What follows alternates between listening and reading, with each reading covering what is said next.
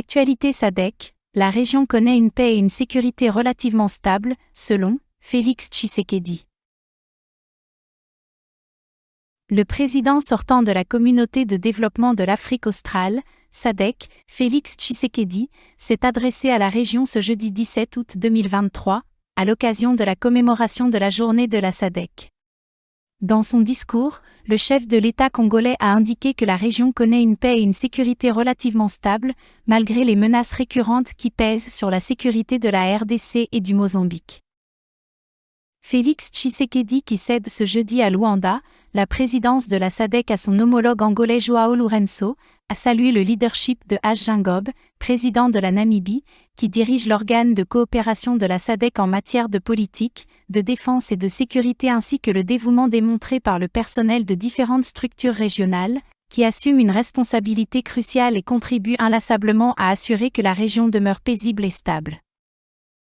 Depuis son établissement en 1980, la SADC a constamment démontré une solidarité et une volonté d'unité sans faille face aux nombreux défis auxquels la région est confrontée.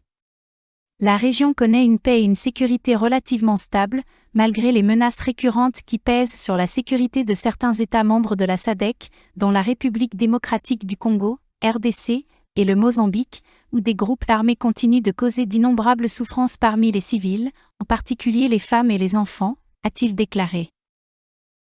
Selon Félix Tshisekedi, malgré certains défis, la région continue de bien se porter, comme le montre l'indice d'intégration régionale multidimensionnelle de la Commission de l'Union africaine, qui a attribué une note élevée à la SADC en matière d'intégration régionale, notamment en ce qui concerne l'intégration financière, infrastructurelle, commerciale et environnementale.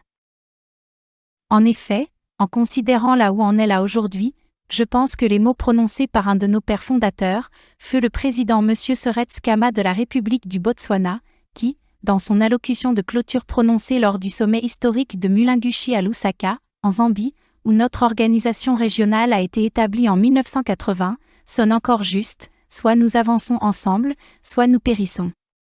En tant que communauté régionale unie de 16 États membres, avec un produit intérieur brut combiné d'environ 720 milliards de dollars et une population totale de plus de 360 millions de personnes, dont 75% sont des jeunes, nous disposons d'un marché dont le potentiel pour l'investissement et le développement économique est considérable. La région de la a atteint plusieurs jalons depuis sa création, dont nous pouvons être fiers.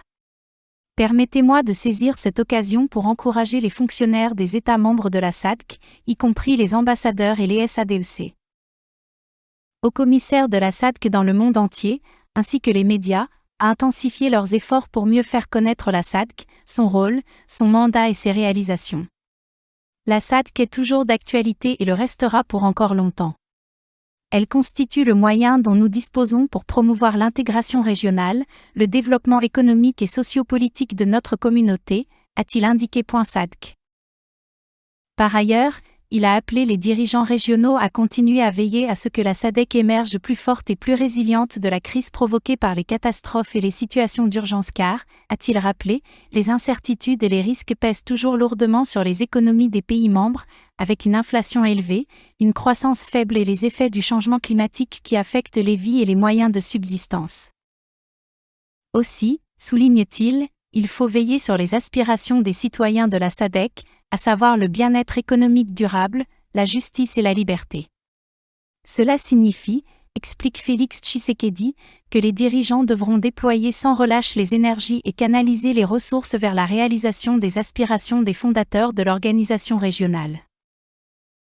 Alors que nous commémorons la journée de la SADC de 2023, réfléchissons tous aux progrès que nous avons accomplis en tant que région afin que nos enfants puissent vivre dans une région encore meilleure que celle que nous avons héritée de nos fondateurs.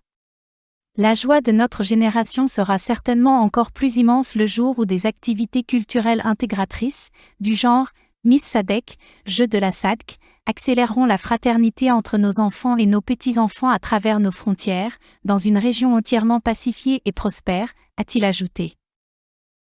L'industrialisation est une priorité pour notre région. Félix Tshisekedi a laissé entendre que l'industrialisation est une priorité pour la région, car elle est nécessaire pour soutenir l'intégration régionale.